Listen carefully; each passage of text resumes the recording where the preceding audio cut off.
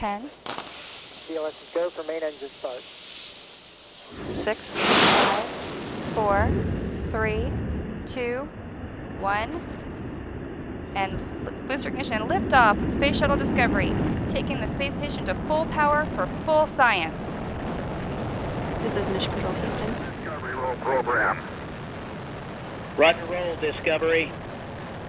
Discovery's roll maneuver is complete. It is now in a heads-down position on track for its flight to the International Space Station.